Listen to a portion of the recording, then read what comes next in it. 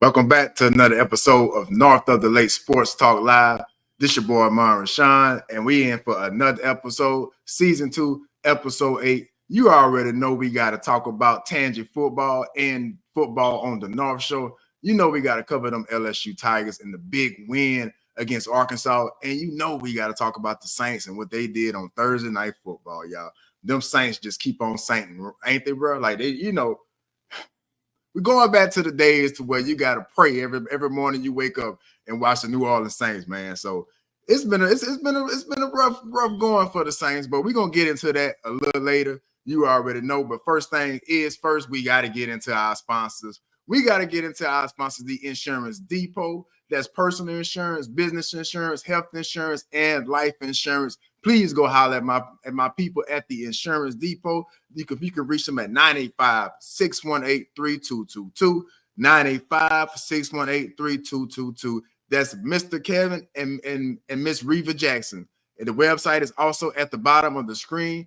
Big shout out to our sponsors, the Insurance Depot. You can get personal insurance, business insurance, health insurance, life insurance. I have all my insurance through the Insurance Depot. So please give my people a call. That's Mr. Kevin and Miss Reva Jackson. That's at 985-618-3222. Please go give our people a holler at the Insurance Depot. Shout out to our sponsors at the Insurance Depot. Shout out to everybody that's watching this live right now. Thank you for joining us another week. We got to get into it. This is, like I said, once again, if you just joined, this is North of the Lake Sports Talk Live. Please subscribe to our YouTube channel. That's at NOTL Mon on YouTube, streaming on Facebook, YouTube, and Instagram at NOTL Podcast on Instagram. Shout out to everybody that's watching on Instagram. Share and repost the live if you would like to support the platform.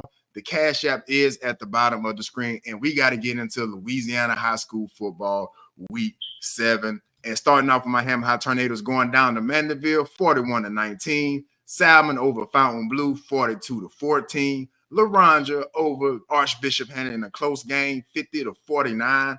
Albany over Springfield, 38-28. Franklinton over Abbeville, 50-12. Sahalina over St. Thomas Aquinas, 44-7. Kentwood gets the win against Independence, 56-6. St. Paul takes care of business, 42-7 over Ponchatoula. Chalmette over North Shore, 27-0. Covington over Slidell, 7-6. Lakeshore over Pearl River, 42-21. Amite game of the week, 33-14 over Pine. Jewel Sumner continues to roll, 58-0 over Bogalusa. LSU gets the win, 34-10 over Arkansas in college football. New Mexico over Louisiana Tech. ULL gets a big win, 34-24 over Coastal Carolina. Southeastern gets the win on homecoming, 24-23. Southern gets the win also on homecoming, 24-14 over Alcorn. Grambling gets the win. Shout out to our HBCUs. Nichols with the win, but Matt Neese goes down to increment word,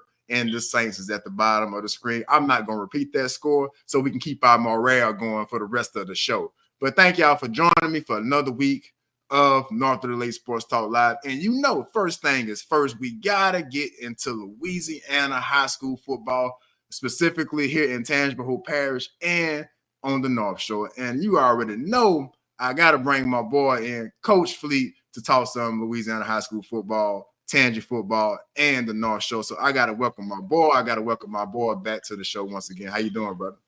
How you doing, man? How you feeling? I'm feeling pretty good, man. Feeling pretty good. It's a decent weekend. You know, LSU is looking like a top 5, maybe a top 10 school right now. So I'm good, man. I'm good. You know, we got to toss Louisiana high school football, man. So just tell me what you saw around the parish on the North Shore this week, Coach. A lot of good games, man. A lot of crazy games too, man. I think Springfield and Albany had a good game. LaRonja, Archbishop Hannon had a good game. Who else? Had a lot of good games, man. Like I said, we in district, so feel a lot of close games, a lot of hard fought games.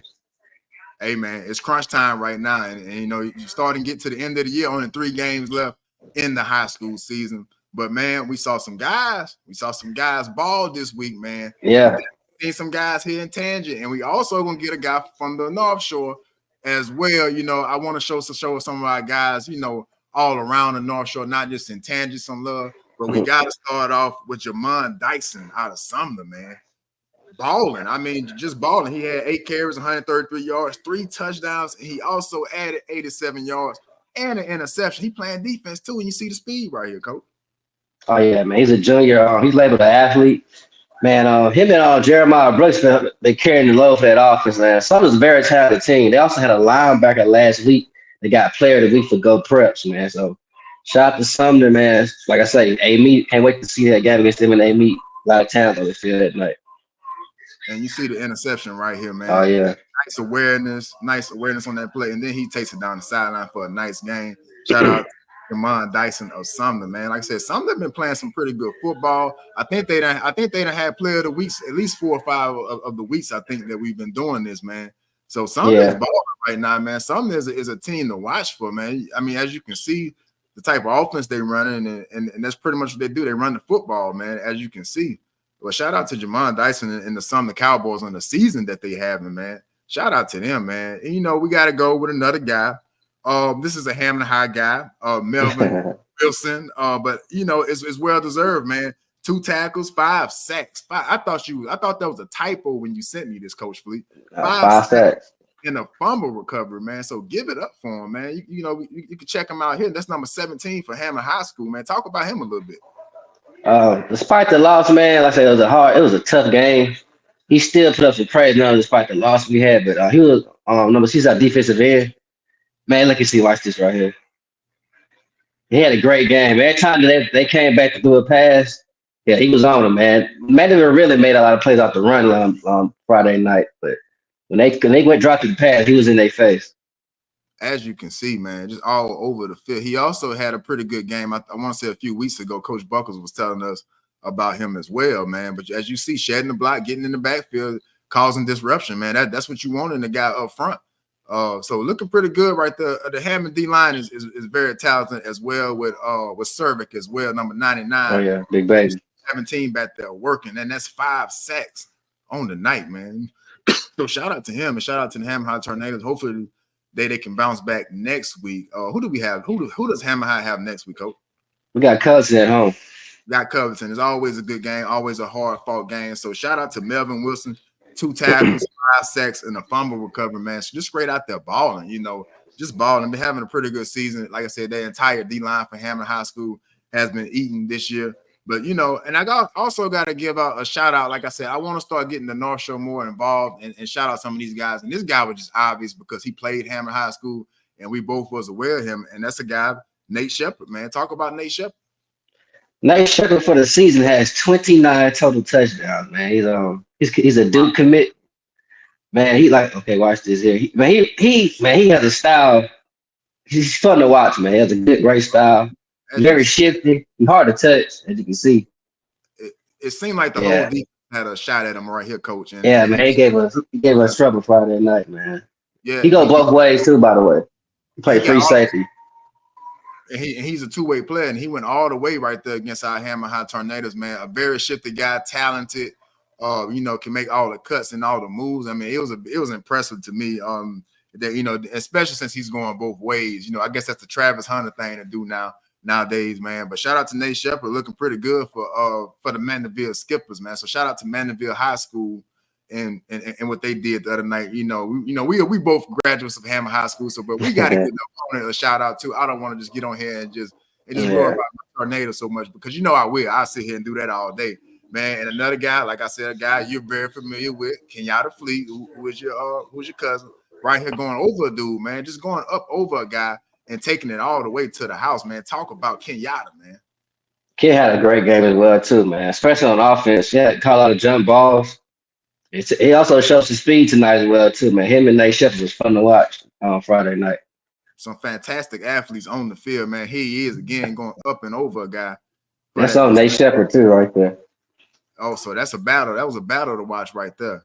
Oh, yeah. Shout out to Nate Shepard as well, man. But he is on in the run game, making a hit. So they had a nice, fun battle on Friday night, man. You know, but Coach, I gotta ask you, man. You know, one of the things we always talk about, man. What teams impressed this week? I got some improvement to 6-1 on the season. They're first in their district, 58-0 over Bogalusa on Friday night. I do believe they played Friday. Man, who's impressing you right now in Tangible Parish and the North Shore? Um, team impressed. Okay, Madison's undefeated. I'm gonna go start with them. Like I said, they undefeated this season. Ryan, Nate Shepard. So we'll see who can stop him, man. We'll see who can stop this kid. It's like nobody has an answer for him. I say he's going on 30 touchdowns. He got 29 touchdowns on the year. He's gonna probably by about 40 to close to 50 touchdowns by the end of the season. So let's see who can stop the kid. I'm gonna go to backside Parish. Meat's hot this season, man. They got about 6 players touching the ball to take it to the house at the moment right now. So I was like, can't wait to say them is something to play this on end of the year. And it's an Amy team that we saw kind of struggle early in the season, but they starting to catch fire a little bit here, man. They 5-2 on the season, and they also the game in the week 33-14 over Pine, man. I mean, Amy has Pine lost one game this year too, so like they gave Pine their second loss. So that was a battle tested team that they ended up beating. Most definitely, man. And another team I've been looking at a little bit, kind of having some ups and downs this season. But LaRondra improves the 4-3 season. In a hard fought win against Archbishop Hannon, they win 50-49 in a high scoring game, man. So shout out to the LaRondra Wolves as well, man, and what they were able to accomplish this season. We're gonna be looking for big things coming for them this season, man, as well. So shout out to Sumner, shout out to Amy, shout out to LaRondra, Hammond High School. Hopefully Hammond can get back on track next week against Covington. Anything that we should be looking for going forward, man. What games are we looking for going forward? Got a rival game. I don't know if it's Thursday or Friday. Kenwood and Southern Lab, man. So that historic rival game will be next week. So we see who's going to win that game. And that's Kentwood Southern Lab. Yeah, it's Kenwood Southern Lab. That's always a game with some athletes, and that's always some talent on the field when you get Kentwood and Southern Lab. We all know what they have done in the last 20, 25 years. That's always been a hard fought battle, man. And I gotta say, like I said, once again, I have to shout out the game of the week. Amy over Pine, 33-14. Two good teams in that. They're in the same district, right? Correct? Yeah, the same district. They're in the same district. So, man, it's two teams that has been playing good football this season. So we got to shout out Amy getting better. Like I said, 4-2 on the season. They are second in their district right now. And they got that a much needed win against Pine, man. So shout out to Amy and shout out to the Amy Warriors and what they have been, how they've been able to rebound on the season, man. But coach, anything else, man? Any players to watch? Any guys that's coming your way? Anybody? Anything else that we need to know about these athletes on the North Shore and Tangent? For the athletes, man, like I say, a lot of rival games coming up. You're gonna start seeing a lot of teams that need wins. See if they can get these wins. Try to see if any team that's like holding at the top of their district, see can they stay at the top of their district. So it's about finding a position in the playoffs at this point. Yeah, man. Like I said, this is clutch time, man. It's every win, every loss is getting more important toward the end of the season with 3 games left. A lot of teams are playing district games right now. So it's going to be interesting to see what team rises to the occasion, in crunch time, essentially. Everybody, this is when you find out who you are as a team, and we starting to kind of see that play out a little bit. So yeah, man. So, but before I get you out of here, man, LSU, man, LSU beat Arkansas 34-10. I gotta get your take on my Tigers. What you saying from LSU right now, Coach? They should look good, man. Definitely one of the top 3 teams in the SEC this year. That defense coming along, y'all get turnovers. So Arkansas got a bad team offensively. So y'all get the quarterback in check, man. So LSU look good. Say they got Bama next week, right? We have Texas A&M next week. Texas A&M. Oh, okay. That's a good game too. It's gonna be a physical game. So we're gonna see how physical y'all can be. Hey, stay tuned. I'm gonna break that game down here in a minute. So stay tuned for that. But I gotta get my top 5. I gotta get your opinion on my top 5. Oh, okay. Let's talk about it. Oh, okay. Let's talk about it. Listen, I want you to observe a little bit before we get into this. So I got Texas at number 5. I feel like Texas is still a good enough team, even though they did lose to Georgia yesterday. I feel like Texas still deserves that 5 spot. They finally got that test and they did lose. But I'm gonna keep them in my top 5. Penn State at number 4. I don't really believe in Penn State at 4. We'll see how this plays out, but they are undefeated. They are in the Big Ten. So I gave them the benefit of the doubt for another week. I got Miami coming in at number 3. I may be the only poll that has Miami in the top 5 right now. And I don't know why. I understand they don't have a great defense. They don't have as talented as some of these other teams are. But I think they got player in college football in Cam Ward. You know, so Okay. that's why I got Miami at 3. Georgia has been proven they probably should have came back and won that game against Alabama. They're battle tested. Take down number 1 Texas, so I think they are the second best team in the country. And I got Oregon at 1, man. I'm not so sure how to feel about Oregon at 1, but they are undefeated. They are leading the Big Ten right now. So I had to give it to Oregon at number 1. So man, so tell me what you think about my list, Coach. Man, I looked at Texas. I'm gonna talk about Texas that 5 for a second. Texas, man, I watched them against Georgia. It was what I expected. Just Yeah, what I expected, man. That offensively they look shook, man. They ain't defensively. That's defensively they Texas got a good defense. They surprised me on that. But offensively, man, they it was shook. The way Georgia was hitting them, they weren't used to that. they You could weren't used tell, to. man. I saw yours eyes big all night. So Yeah, I it was was kind of like, you know what it was kind of like, Coach. It was kind of like, you know, back in the day when the SEC played out of conference opponents. Like, you know, yeah, we still think of Texas as a Big 12 team. That's what it kind of reminded me of. Like, y'all not quite ready for this SEC stuff that's about to man. go. Them and Oklahoma catching. I mean, I ain't gonna say Texas catch it. They ain't, but Oklahoma been playing some tough teams in the SEC. But Yeah, they got a tough schedule. their introduction into the SEC was not a good one. I'm gonna say that. Yeah, I agree So with you on that. man, but I'll keep Texas at. In fact, I'll take Texas at top 5. I think that is 6th best. I'll put Penn State at 5. I'll put Ohio State at 4. So you will put Ohio State. Say that one more time. I'm gonna compare that to my list. I'll go Oregon the same, Georgia the same, Miami the same. I'll put Ohio State at 4 and Penn State at 5. You know what? I might actually agree with that to a certain extent because I was debating on putting Ohio State on the list. Yeah, Uh, I think they're gonna beat Penn State when it's. I know they usually play Penn State at the end of the season. I think they will beat Penn State. So yeah. like I said, I had to get Penn State the benefit of the doubt, man. But look, I'm gonna get you out of here, man. Just shout out your brand, man. Shout out your brand and tell the athletes why they should come train with you, coach. Now I'm in fitness training, man. Hammond, Louisiana. Man, come to me, man, because man, we're doing this a while now, man. We're doing this since 2010 when my uncle started. And I took over 5 or 6 years ago, man. We still got it going. We putting out great athletes. Everywhere they go, they shine, man. So come see me. Come get your shine on. All fast, get your shine on, coach. Look, man, I appreciate you joining me another week, man. Let me go and knock this out. Not gonna be too long tonight, coach. Let me go and get to these LSU Tigers. You know, I gotta talk about these Saints. I'm forced to talk about the Saints, man. But All appreciate right, you man. joining. Always. That was Coach William Fleet with IMA Fitness. Shout out to my boy. Shout out to our Tangy athletes. Shout out to everybody that's on this live right now that is watching right now. I appreciate you. I appreciate you. I appreciate you, man. Y'all keep me going. All the scores are at the bottom of the screen right now. Thank you for joining in. But we got to give another shout out to our sponsors, and that is the Insurance Depot. You can find them at 985-618-3222. That's 985-618-3222. Personal insurance, business insurance, health insurance, and life insurance. I got all my insurance through them. They also do taxes. So holler at Mr. Kevin and Miss Reva Jackson. The number is right there. Shout out to our sponsors. Shout out to you for watching. Please give them a call for all your insurance needs. Give them a call at 985-618-3222. Thank you so much, y'all. But without further ado, we got to get on to these LSU Tigers and what they did against the Arkansas Razorbacks. I got to be honest about LSU. Even though the score is what it is, you see it on the screen.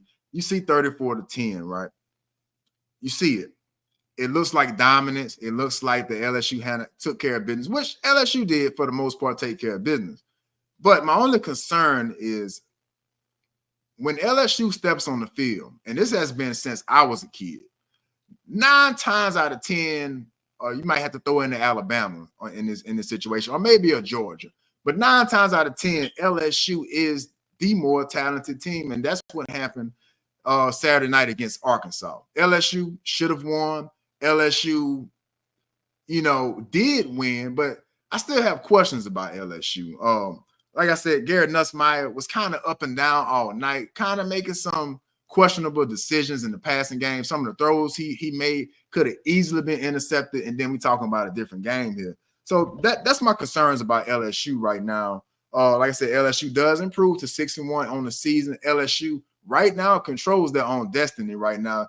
LSU and A&M, Texas A&M is sitting at the top of the SEC right now, undefeated in SEC play. So for what it's worth, LSU is doing enough to win, but is that going to catch up to LSU at some point? And I'm concerned because right now LSU's defense is pretty much winning games right now. And if you would have told us that at the beginning of the season on how this defense started, I don't think nobody would have had thought that, especially with the last few years and what we've seen from an LSU defense. It hasn't been what we're accustomed to seeing here at LSU. And that's my thing. Defense is playing great right now. Offense is still has not found that groove, or they have not found that rhythm, to consistently make first downs, to consistently make plays, to consistently score in the red zone. And that's my problem. That's my problem with the LSU Tigers right now. But like I said, statistically, Gary Nussmeier did have a nice day. He was 23 of 34, 233 yards. He did not score a touchdown. He did not throw an interception, which is a good thing. But easily in that interception column, Garrett Nussmeier could have 2 or 3 interceptions sitting right there that may have changed the game.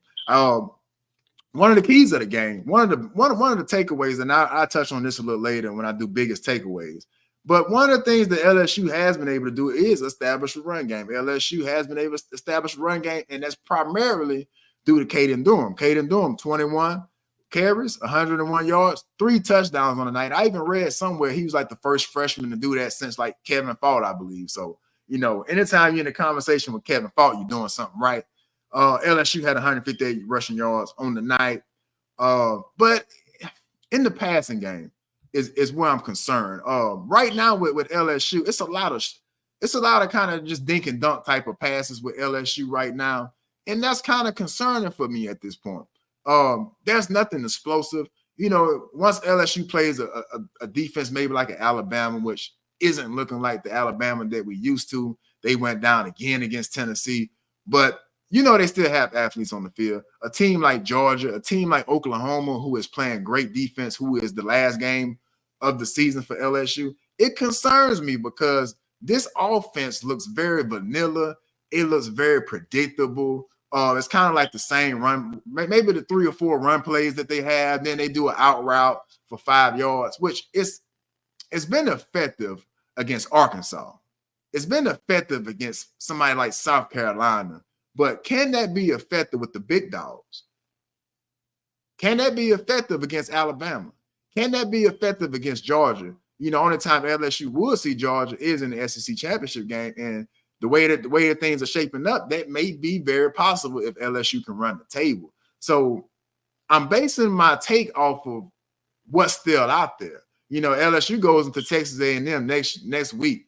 And that's going to be an interesting game. Texas A&M is playing great again under Mike Elko. So it's going to be interesting to see what LSU can do going forward because of the offense. And I just still feel like this offense isn't where it needs to be a championship level type of team because right now the defense is playing. I mean, I can read you a stat right now. LSU defense only allowed 277 yards of total offense to Arkansas. And Arkansas just wasn't a push around. Arkansas has been playing good football for most of this season. So it's not like, they just had some scrubs out there on the field. Arkansas can play. Arkansas was 4-2 coming into this game, and they looked good at times against LSU, but they just couldn't capitalize on anything. But that defense played that good. 277 yards of total offense allowed by this LSU defense. I can't remember the last time we said something like that. You might have to go back to 2019 to find an LSU defense that looks so dominant, only giving up 10 points. So, with LSU right now, LSU can go as far as LSU wants to go, as far as the coaching staff can take this team. And I think with Brian Kelly this year, this has to be Brian Kelly's biggest coaching job right now is this LSU team because right now, if you look at the SEC right now, if you look at college football as a whole right now, there isn't that one dominant team. For years, for at least a decade, we were so used to seeing Nick Saban and Alabama run college football. Then Kirby Smart, maybe the last 5 to, however many years, it was kind of Georgia and Alabama as dominant. and then it was everybody else. Well, this year, everything kind of looks kind of even. Everything looks kind of even this year. So, you know, it's going to be interesting to see can this LSU team, can this LSU coaching staff get this offense on rhythm with the defense? Because defense is balling right now. Straight balling right now, which I'm going to get into that right after this. So it's going to be interesting to see. Let me know what y'all think in the chat. I do have some comments. I do have Agent Cyprian saying 100. Man, I appreciate the support. I appreciate the support, family, man. Look, LSU gotta play a little better. LSU has to play a little better. I'm going to get to the other comment a little later, but it's going to be interesting to see how this coaching staff adjusts going forward, you know, because I do believe LSU could have a championship type of team. The playmakers, and I touched on this maybe a few episodes now, a few lives the last couple of weeks, is the LSU offense still just look too vanilla, just not explosive enough, you know. And I think this team has athletes, you know, like Xavier Thomas, who is a guy you can get in space, and CJ Daines. I think CJ Daines did go down with an injury in this game against Arkansas, but you got Anderson, you got Aaron Anderson out of Ed in the car. We all saw in that documentary. He's having a pretty good season. He looks like the guy that you need to get the ball. No disrespect to Kyron Lacey, but Kyron Lacey is kind of like a throw it up possession type of receiver. You got to find a way to get the ball in Aaron Anderson's hands right now, because he looks like that threat. Him and Caden Durham, you know. So they need to find a way to get these playmakers the ball, and I think LSU will be just fine, man. But like I said, last 2 weeks, the biggest story is this LSU defense. It's the biggest story. Like I said, I mentioned earlier, only allowing 277 yards in today's college football. That's impressive. I don't care who you're playing. You could be playing, I don't know. You could be playing an FCS school, and if you allow 277 yards, that's impressive in this era of college football. You know, back when Nick Saban was at LSU, this might have been unacceptable, to be honest with you. 277 yards probably would have been unacceptable in the Nick Saban era at LSU. But in 2024, if you can hold a team to 277 yards of total offense, you're doing something right. You're doing something right. And one of the biggest things is they allowed 38 rushing yards. And this Arkansas team was a team that was known for running the football. They have a quarterback that can run the football. They have a decent running back that can run the football. So in this game, I said, well, they're probably gonna run the ball on LSU. But that wasn't the case. This LSU defense didn't allow any rushing touchdowns, 38 yards, rushing, 3 sacks, and an interception. So sacks is just, in my opinion, sacks are just as good as turnovers. Because when, you know, a lot of times when the average sack is probably like at least -5 to 10 yards, easy, you know, and field position plays a big game. It plays a big part in these games. And to be able to continue to get sacks, you know, led by Braden Swenson and crew, it's impressive. And I got to shout out Whit Weeks, number 40, linebacker for LSU. He's looking like a beast. For lack of a better term, Whit Weeks is playing outside his body right now. You know, he pretty much took over this game for the LA. I mean, the last 2 games, he has been outstanding. He had 9 tackles on the night, a sack, and a crucial interception. That Whit Weeks interception, that I think it was a tip, and he kind of made an athletic play to catch the ball. That interception put this game away for LSU. It was never really close, but LSU was giving Arkansas that false hope. You know what I'm saying? Like, you know, like a woman would give you false hope. That's the type of hope LSU was giving Arkansas. They kept them in the game as long as they could, kicking all these field goals. It was never really close, but the execution just wasn't there. The defense was dominating. But if it hadn't been for that Whit Weeks interception, I think you're looking at this game a little different. I'm not saying that Arkansas would have won, but I think you're looking at a dogfight. But Whit Weeks played outside his body and has been doing so the last 2 weeks. And that interior pass rush, that was the biggest surprise of this game, was the interior pass rush. Paris Shand looked like a man. You know, one of the biggest questions for LSU coming into this season was that D-line. You know, and so far the D-line might be one of the strengths of this team, you know, especially those edge rushers. And then they starting to get pressure up the middle with Paris Shand and company. So that's going to be something to continue to watch. If this LSU defense can continue to get better, then watch out. Then watch out, because it's not many teams right now that's playing dominant. You seen what happened against Texas, or Texas going down to Georgia. You've been kind of seeing all these upsets all season. LSU beat Ole Miss last week. They come and take care of business against Arkansas. Oregon doesn't look great, and it's just up in the air. The SEC right now is wide open, and it's going to be interesting to see how Brian Kelly and this LSU teams respond to pressure, because now the pressure is on you. You know, I seen the AP poll today. We got you ranked at number 8 in the country. So you got to prove it, Brian Kelly. You got to prove it, LSU. You got to be them Bayou Bengals that we used to seeing, because I think that type of talent is on this team, especially since the defense is getting better. Shout out to the LSU Tigers and Brian Kelly. You know, I am critical when I need to be critical of the LSU Tigers and Coach Brian Kelly, but I give credit where credit is due. You know, the defense has improved. It's like the coaching changes that he has made on the defensive side of the ball is paying off. Only question is offense, and that's one of my first biggest takeaways. Is the offense is just still not consistent for LSU. I haven't seen any consistency, any type of identity from the offense. I mean, be honest. If you watch LSU this season, do you really know what type of offensive system they're running? Do you really know what they're trying to do? Are they trying to run the ball? Are they trying to take deep shots? But it just looks like a lot of short passes, and it has worked, like I mentioned earlier. But when you face a good defense like Oklahoma has, that LSU has farther down the line on their schedule, when you got A&M coming into town next week, I think that may actually be a road game against Texas A&M. Let me confirm that right quick. I don't want to tell y'all something that is not. So yeah. So let's see. I want to be sure. Here. Let's see. I think let's go to LSU's site. I just want to be sure. Also, this is a road game for LSU. LSU is on the road against Texas A&M. So it's gonna have to prove themselves. You know, Texas A&M is not a friendly environment for a team to play in. So it's gonna be interesting to see how LSU responds on the road, loud crowd. Hopefully that is a late kickoff. I want to check that as well. Let's see if this is a late kickoff. 6:30 kickoff could play into LSU's favor there. So we're gonna see what's gonna happen with these LSU Tigers as they go on the road to Texas A&M. We're gonna get into that in a minute as well. But biggest takeaway, defense has improved to an elite level. And I want to be careful when I say things, because I got on here after week 2 and said the Saints was going to the Super Bowl.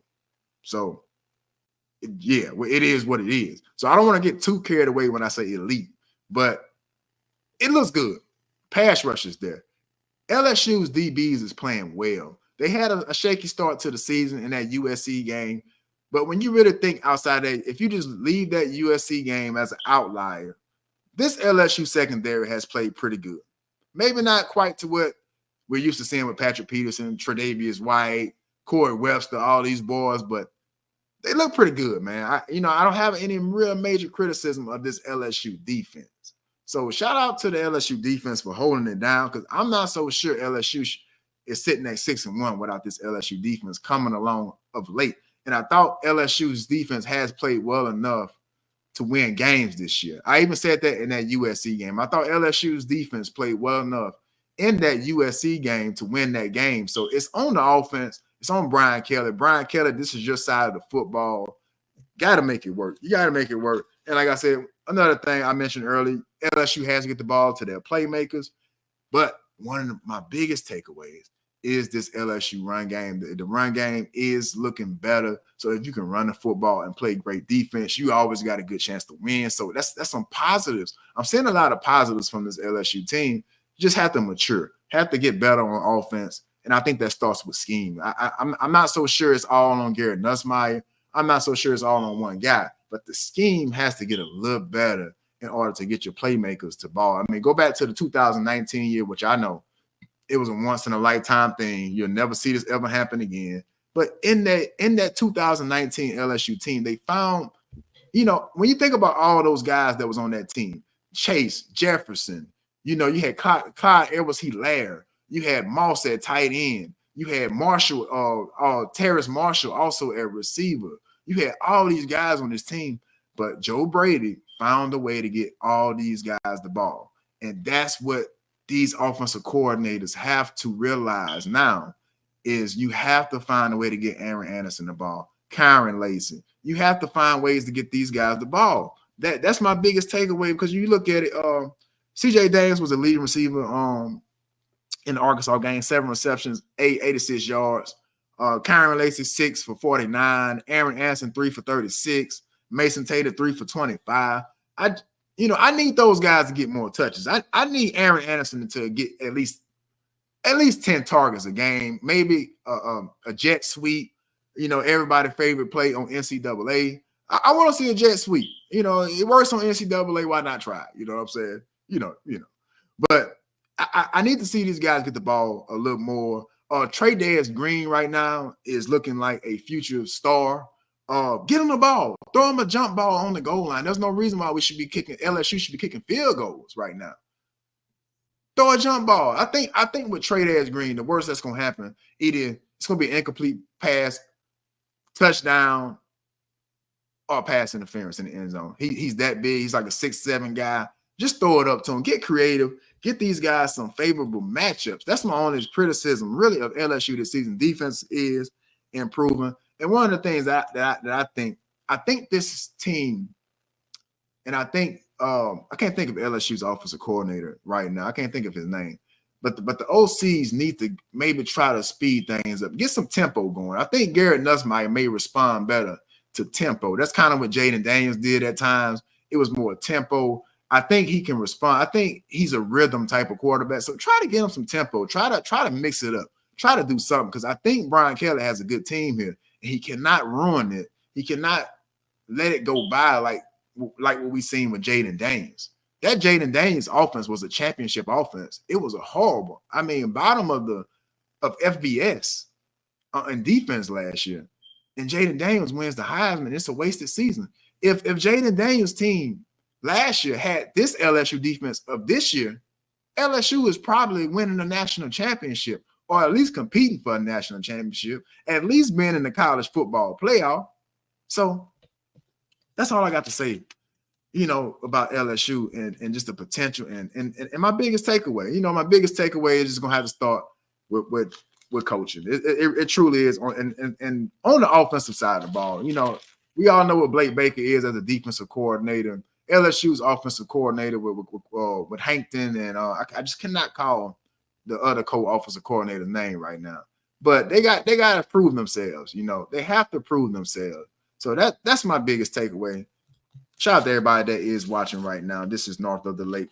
You can find us at NOTL Podcast on Instagram. We talking LSU and we are talking potential.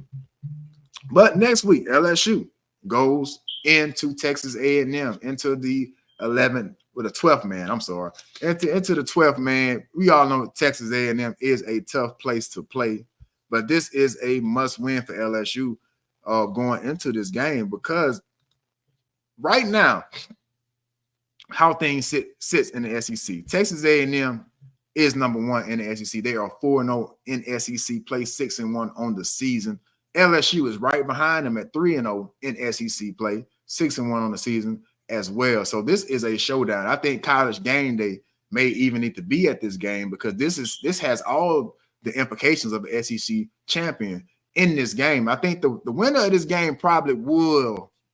I'm going to go on a limb and say probably will be in the SEC championship game. We know about Georgia. I think Alabama may even lose to LSU going forward. I think Alabama is kind of out of things. So it's really just the winner of this game, A&M and LSU. Georgia, it may be a Tennessee, and maybe Texas. I'm going to say Texas. I think Tennessee may drop another game too. So this is kind of like a 3 or 4 team race for the SEC right now. And this game is the qualifier right here. Whoever comes out this game, I'm just gonna say my number. I'm gonna just throw a percentage out there. Probably 40-50% chance of getting the SEC championship. Whoever wins this LSU versus Texas A&M game, it's at 6:30. But I think LSU has the advantage in this game, and I'm gonna tell you why. This is why I think LSU has the advantage in this game. Right now, LSU has Garrett Nussmeier, and it's just simple as that. Garrett Nussmeier on the season he's well over 2,200 yards, 18 touchdowns, He has been turnover prone, 6 interceptions. He probably should have about 10 interceptions on the season. You know, a couple was called back, a couple guys dropped interceptions that Garrett Nussmeier potentially could have thrown. So LSU does have the advantage over Weigman and what they have done this season. I think Weigman is just coming off of injury, but Marcel Reed was the quarterback for the majority of the season. I think Weigman just took over a couple weeks ago coming off of an injury, but it hasn't been impressive. The Texas A&M passing game hasn't been impressive. When Marcel Reed was starting, he only had 585 yards passing, 6 touchdowns on the season, but you know, through 7 weeks, that's not really that impressive. But Weigman is experienced. He is back. But on the season, Weigman he's only thrown 91 passes for 718 yards, 3 touchdowns to 4 interceptions in a very short span. Still kind of rusty. This is a game I think LSU matches up really well because right now LSU defense, as I talked about last segment, is getting better. LSU's defense is getting better on the season. So, you know, I think they do have the advantage at the quarterback position. But A&M can tote the rock. A&M can tote the rock, man. They got a guy over here at A&M right now looking pretty good. Le'Veon Moss, he's had 674 yards on the season, 8 touchdowns, averaging 6 yards a carry. Is the real deal. And you'll never guess where this guy's from. This guy is from LSU's backyard in Walker, Louisiana. Is a junior right now from Walker, Louisiana. That's a problem that A&M has this guy and he's producing like that. We got to keep the guys in state, Brian Kelly, but it is what it is. You know, everybody has free will. I'm not going to try to hold these guys hostage or anything like that, but they do got a guy that can run the ball over there at A&M. That's going to be a big issue for LSU going into this game. But the LSU defense has came up to task. So I think that this is a manageable game for LSU as long as the offense doesn't kick field goals. If the offense kicks field goals, I think this Texas A&M defense is good enough to beat LSU if they get into those type of that type of game with Texas A&M kicking these field goals. But if LSU's offense can't execute in the red zone, like I said, throw it up to Trey Green. He looks good, man. He has caught, I think, 2 touchdowns now. Actually, I think that might have been a 2-point conversion that he caught in that Arkansas game. But he looks good when he catches the ball. He looks good on the field. He looks like a football player. So I want to see more of Trey Green. But and the reason why I will give LSU the nudge in this game, because I got a chance to look at what A&M has done this season. I mean, no real major wins on their schedule. First week of the season, A&M did go down to Notre Dame, but Notre Dame has turned things around and looking like a potential playoff team, college football playoff team. So, but they did lose to Notre Dame first game of the season, 23-13. Then they beat up on Matt Neese, got a win in Florida, but got in a close game against Bowling Green, 26-20. You know, Bowling Green played them pretty tight. So did Arkansas, who LSU just dismantled, 21-17. But they did get an impressive win against Missouri, 41-10. And Mississippi State, they won, but it wasn't impressive. So, you know, this is going to be a good test for LSU. This is going to be a good test for Brian Kelly. It truly is, because this is a litmus test for LSU going into Alabama.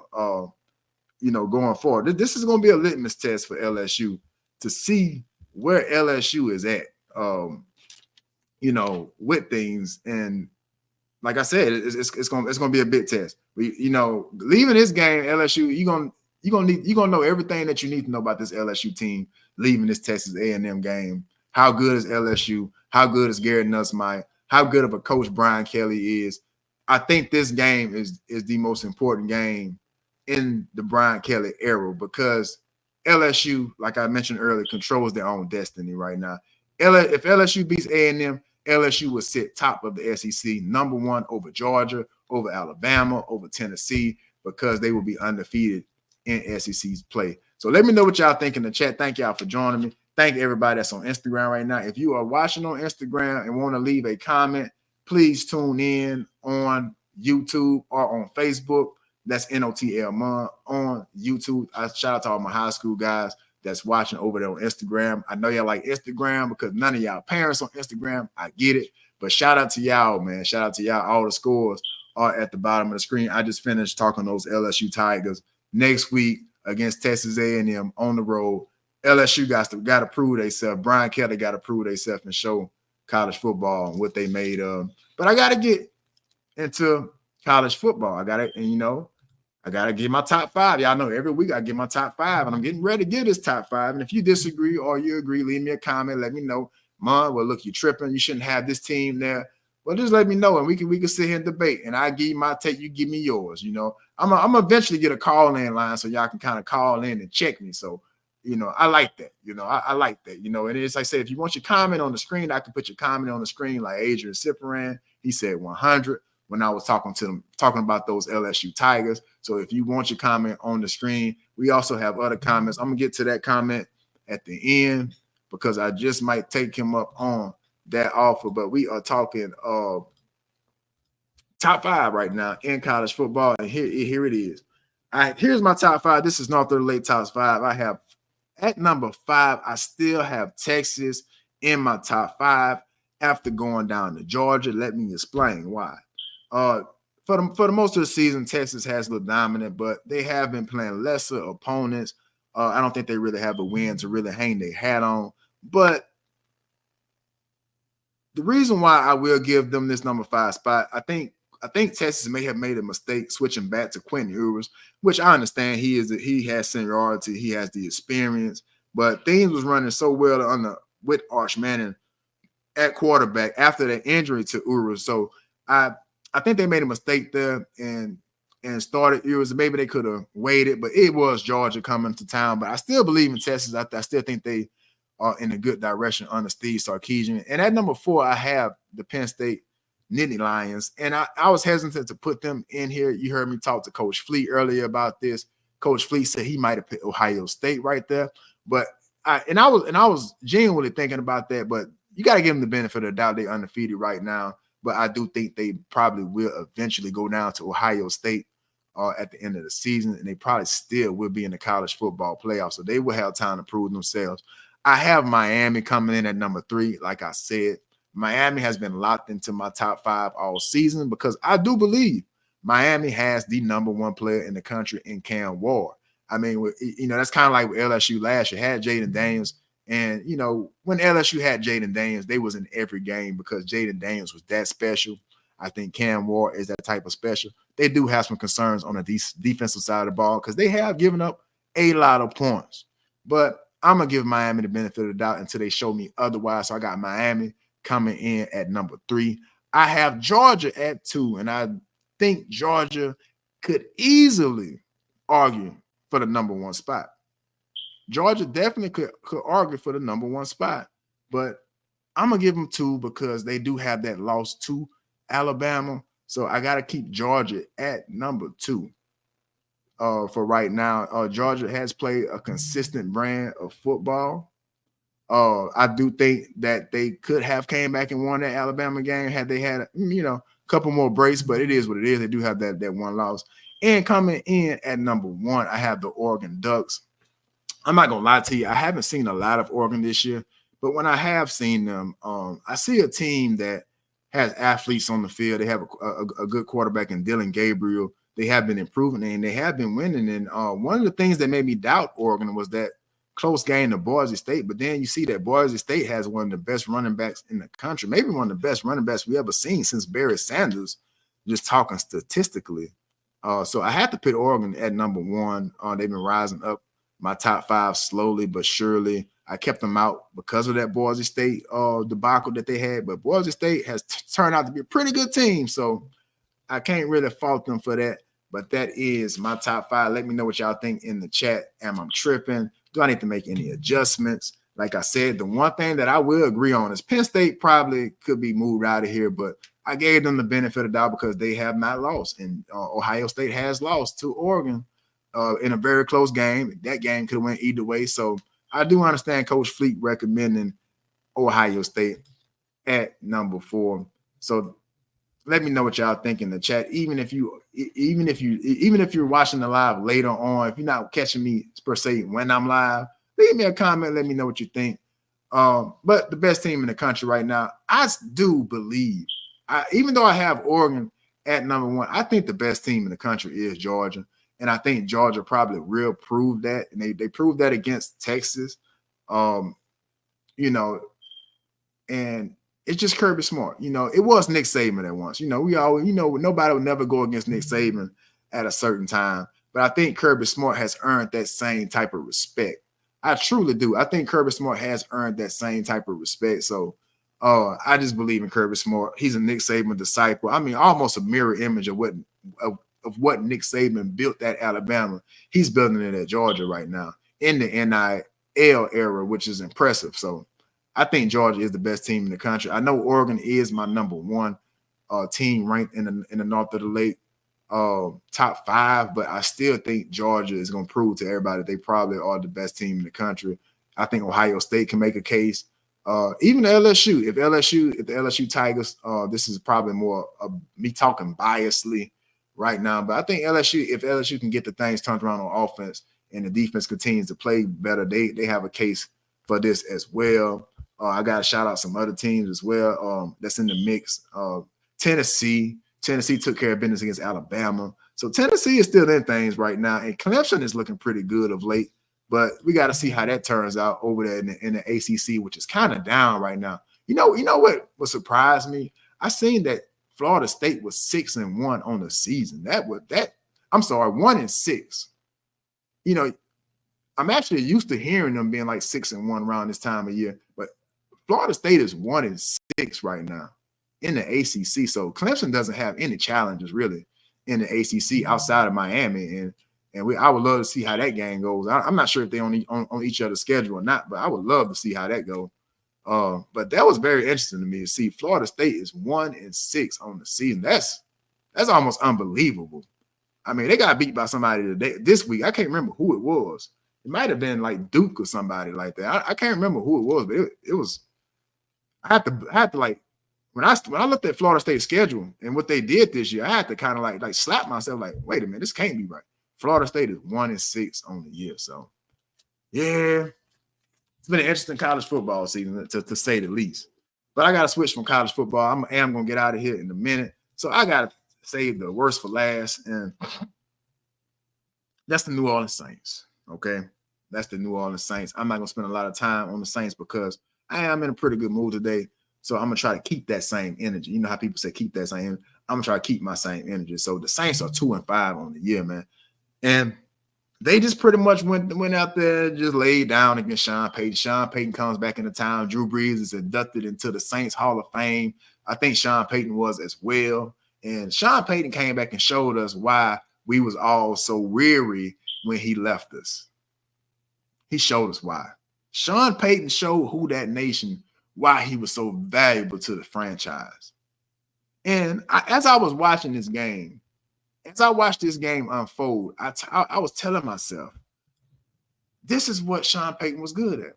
Sean Payton was so good at taking mediocre players and making them relevant, making them almost superstars in a sense, at least to who that nation. The average NFL fan might not even remember Marcus Colston, but Marcus Colston was that dude, But it immediately reminded me of why we all love Sean Payton so well. I mean, he's one of the best. Sean Payton is one of the best game planners, I think, that we've ever seen in football. Sean Payton can coach a team to a win. He can game plan a team to a win. The Denver Broncos beat the Saints with Bo Nix. And I'm not taking the shot at Bo Nix, but Bo Nix was missing some easy throws Thursday night. Saints did play Thursday night, if anybody who didn't know that, or anybody who may have not seen the game. They did not play today, and that's a good thing. I was able to enjoy my Sunday. But Bo Nix wasn't impressive. I mean, I can read. Let's read the stats. Let's read the stats on Bo Nix for the night. Bo Nix was 16 of 26, 164 yards, no touchdowns, but didn't turn the ball over. But he didn't look great. But kind of the difference in the game, the Saints could not stop Denver's rushing attack. 225 yards rushing for Denver. And I'm not even going to call any of Denver's receivers out because you don't know them. I don't know any of these guys. I mean, I see some guys, but I don't know any of these guys on Denver's receiving core. That's how I can't even pronounce. I can't even find a word for it. That's Denver's not a talented team. I would just say that Denver's not a talented team. I know the Saints is injured. I know the Saints have a lot of injuries, but this is a game I think the Saints should have won. If Dennis Allen is your coach, Dennis Allen should have won this game. It was crazy, and I'm not gonna spend a lot of time on it because it's not a lot to really talk about. I mean, the Saints was just that bad. Spencer Rattler had his ups and downs, but Spencer Rattler was being harassed the whole night. Let's be honest, the Saints offensive line is a disaster. All the injuries. I mean, you lost your best offensive lineman in Eric McCoy, maybe like what, week 2 or 3 or something like that. It's just a disaster. And I feel bad for Spencer Rattler. And I'm not even going, he had decent stats, 25 or 35, 172 yards, no turnovers. Jake Hayner did come in late into the game and throw a touchdown. Looked pretty good, but at that point, I think that Denver had their tools in or something like that, second string player. So I don't know. But Jake Hayner did look good on that drive, which is going to spark some conversation. Kendrick Miller finally got into the game after 3 years. But the Saints only rushed for 97 yards. Alvin Kamara had 10 rushing yards. Can't run the football. Alvin Kamara only had 14 yards receiving. So Alvin Kamara had 24 total yards in this game, which is a problem. Not many, only 13 touches. I need Alvin Kamara to have 20 touches. I don't care what's going on. Jamal Williams is just not it. I'm sorry. Jamal Williams is just not it. Even though he had a decent run of 13 yards, but I want to see Alvin Kamara get the ball. Let's live and die through Alvin Kamara. I don't know how long Derek Carr is out. I don't think it's going to matter. The Saints are 2-5, and they got the Chargers coming in next week. That's all I can tell you. But let's get on out of here with this. Let's rate Dennis Allen's coaching career with the Saints right now. As a coach, I just focus on the word coach. It's not focus on head coach or anything. As a defensive coordinator, Dennis Allen was outstanding. You've seen some of the best defenses the Saints has had since the Dome Patrol.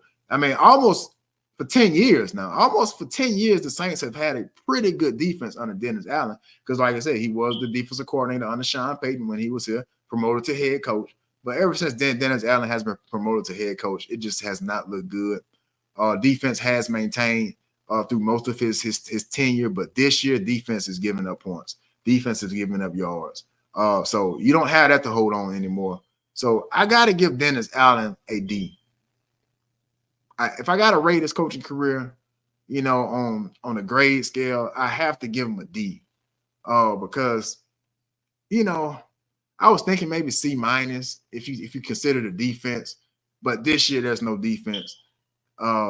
It just looks bad. And the injuries, somebody got to answer for the injuries. Is it the training staff? Somebody got to answer for these injuries. So we got to see going forward with Dennis Allen.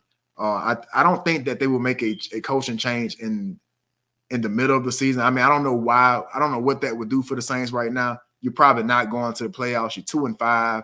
They would have to pretty much win out to get into the playoffs. I mean, because you see what Tampa Bay is doing. You see what the Atlanta Falcons is doing. It's not looking good for the Saints. It's just not. But I give them a D. Biggest takeaway, the Saints suck. I mean, I just can't. I don't have a real take today with the New Orleans Saints. This just doesn't look good. No talent. I mean, I can't name. I was just joking about Denver's receiving core, but Chris Olave and Rashid Shaheed has been injured. Didn't play in this game. I think Olave with a concussion. I think Shaheed is out for the season with a meniscus tear or something of that nature. The leading receiver was C.J. Wilson on the night Cedric Wilson, 57 yards. Mason Tipton had 6 catches. Foster Moreau, who's the veteran, about the only name that you may recognize on this list, just doesn't look good for the Saints. The Saints suck. Lack talent. We're screwed. And in the words of Michael Scott, we are screwed. Saints are screwed, y'all. That's all I got for you. I don't have any more takes. I mean, we can get into the Saints versus Chargers games next week. And I might have to go live a little later because the Saints do play at 2:30, 3:30, or what time? They play at 3 o'clock. So I'm gonna have to go live. I might go live during halftime, to be honest with you. I don't think the Saints are going to win this game against the Chargers. I'm not even going to spend a lot of time breaking this down.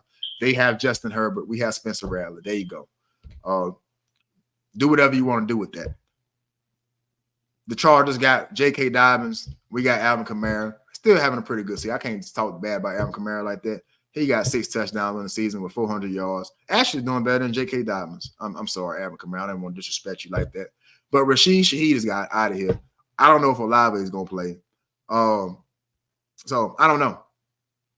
I don't see Olave on the injury report, though. So Olave could be back. I don't see Olave listed here, but Paulson Adebo is out. Marshawn Lattimore is questionable. Derek Carr isn't going to be back. And Spencer Rattler is questionable. So, yeah, Saints not going to win this game. I'm not even going to sit here and blow smoke to anybody today about the New Orleans Saints. I'm not going to blow any smoke up nobody about the New Orleans Saints. Saints suck. I don't think it's going to get any better. Injured. Not enough talent. Defense is old and breaking down. Saints suck.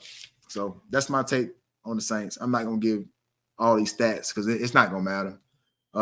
But I do appreciate everybody joining this live. This is North of the Lake Sports Talk Live, Season 2, Episode 8. Thank y'all for tuning in. I got to give another shout out to our high school guys. We had Player of the Week. Let me get to our Players of the Week for the North Shore and Tangent. We had Jamon Dyson of Sumner. He had 8 carries, 133 yards, 3 touchdowns. He added 87 receiving yards and an interception on defense. Balling. Melvin Wilson from Hammond High School was also our Player of the Week. He had 2 tackles and 5 sacks. I thought that was a typo when Coach Fleet sent that to me, but 5 sacks, man. Keep eating, man. Keep eating. And also a fumble recovery. We got to shout out Nate Shepard from Mandeville High School. He had some great runs in that game. Had 164 yards rushing on the ground. And we got to shout out Kenyatta Fleet with some big catches. He had 2 receptions, 110 yards, a touchdown, also added 5 tackles. So shout out to our athletes on the North Shore. Shout out to Tangy Football. I do appreciate y'all for joining the program once again. I'm going to get you out of here and let you enjoy the rest of your day. I know I'm getting ready to enjoy the rest of my day. So thank y'all for tuning in. Thank y'all for tuning in. Catch me next week. I may go live a little earlier depending on how I'm feeling about the Saints game, but I will let y'all know. I'll put it out there. But just tune in, check me out. And like I said, if I missed you, just give me a holler. Oh, I forgot the comment from my boy Scoob. He said, cuz get Brock Mathern on there next week, East Central High School. Listen, Scoob, if you can set that up for me, I would love to get him on here. I have no problem giving credit where credit is due. I have no problem giving the platform to our athletes here in Louisiana, even though I do focus on the North Shore and Tangy. Listen, I'm a fan of Louisiana football. I think Louisiana has the best athletes in the world. I mean, mark it, put it down. You can screen record this. I say it again. I do believe Louisiana has the best athletes in the world. You see what happened at the Olympics, athletes in the Olympics, all that. So if Coach Brock wants to come onto the platform, give him my word, he can. If he want to come put some of his guys out here on the platform, even though I do focus on the North Shore, but I want to show love to Louisiana. So if Coach Brock want to come over on some NOTL, please let me know, School, and we can make that happen, man. We definitely can make that happen. Matter of fact, I'm probably going to shoot you a text, and we'll probably try to set that up. Shout out to School. Shout out to everybody that's watching, but I am going to go ahead and get out of here, y'all. This has been fun. This is North of the Lake Sports Talk Live. Thank y'all for tuning in.